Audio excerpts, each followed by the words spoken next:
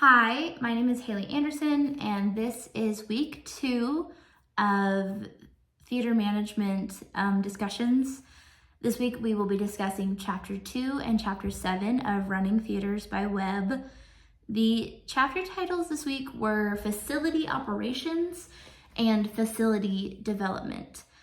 And speaking candidly, I was not excited when I read those titles. I was like, these are just going to be boring chapters about a building, and I'm just gonna have to figure out how to talk about it. But actually, after reading them and analyzing them, I realized I was quite wrong. And I also did not realize how much goes into just, how would you say it? A building existing, I guess, and the idea of having to run it. I have my notes here, so I'm going to kind of use them as a base point. But the first kind of 3 things that really just stood out is the front of house, back of house, and overall safety in chapter 2. Okay, so I think front of house, you don't deal with too much as a teacher, right? You put the ad out and then you sell the tickets.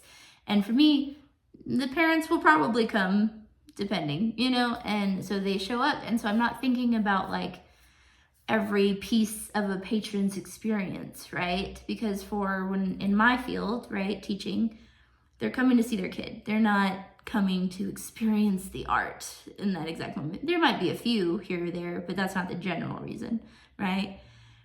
But for a professional theater, they have to consider the patron experience. So whenever we'll name our patron Bob for my example. When Bob walks through the door, he has to have a good experience. His ticket scanning has to be nice. His worker has to be dressed professionally. His drink needs to not be gross. His food needs to not be cold.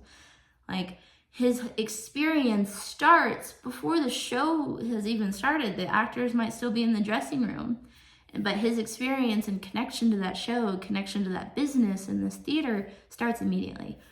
And so if you're the theater manager, you have to make sure your front of house is running functionally. And the Philharmonic example was interesting to me because it's the Philharmonic. Everybody knows the Philharmonic. And yet they were having an issue with front of house, which is super interesting, right? And how to deal with that, and contracts and packs and all of those things. You have to have a business mind. And just like last week when we talked about having to have that fine arts mind and that business mind, which is totally changing. Could be changing to somebody who's in this field, who maybe is not ready for that, or who doesn't know that that's the big expectations, right? And so that was something that was interesting to me. And in the backstage, I was like, oh, I'm going to know this section easily, right? And then it kind of got me because there was and I can't remember which person said it, talking about how the stage they had visited was really unsafe. And then that the workers were like, it's always been like that, or didn't know it was a problem, right? And in the first thought, I'm like, well, then fix it. Why were you dealing with a broken theater and not fixing it? And then in that moment, I was like, I have a broken theater that I ignore the problems on, right? It's getting fixed now, which I'll talk about later, but there was a spot on the stage I would tell the teenagers to avoid, and so we do it, we get comfortable in our theaters, and then we ignore what we need to do to keep up these places. So then the theater manager now, we just talked about that they have to run that front of house and make sure patrons are having a good experience, but also now they have to make sure the theater is even functional, right? They have to make sure it's working, going, all of that stuff. Then, of course, this one I didn't have enjoyed talking about because I am a teacher. I have done all the school shooting trainings. I've done all of those things.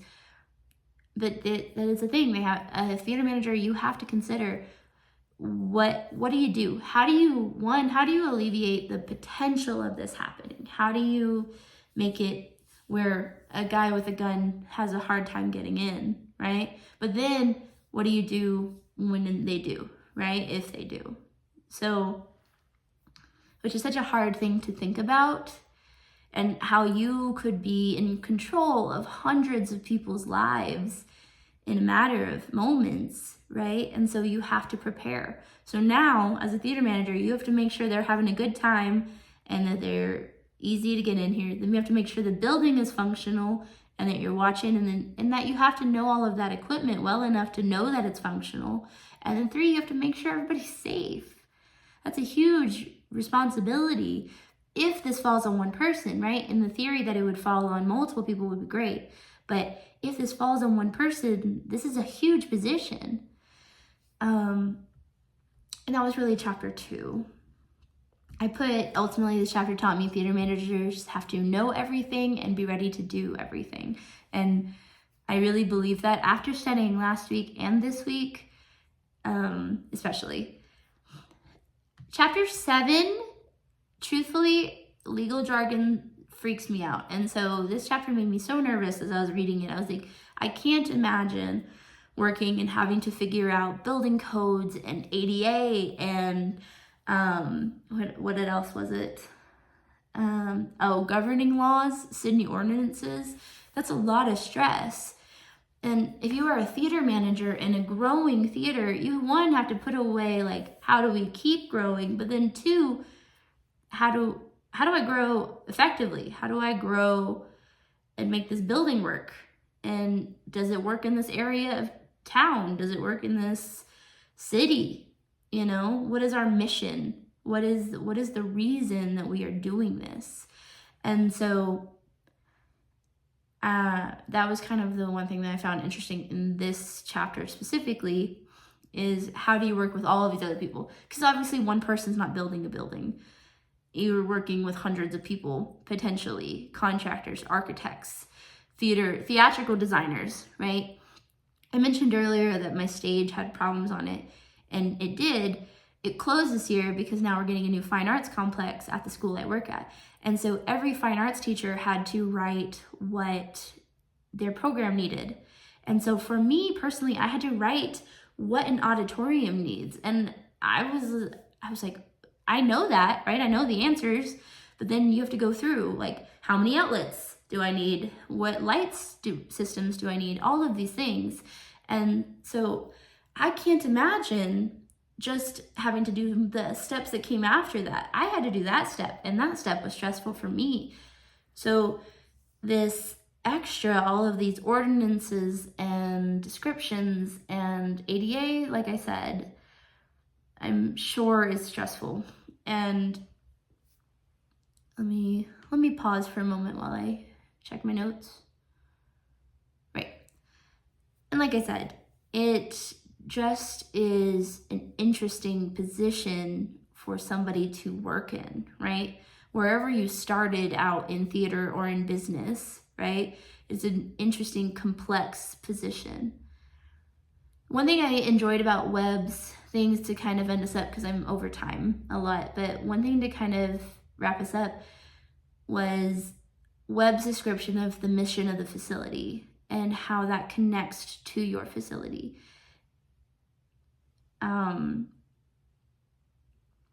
I enjoyed that because there's always I want the flash and the this and then that and the chandelier and whatever, right? Of those big fancy theaters.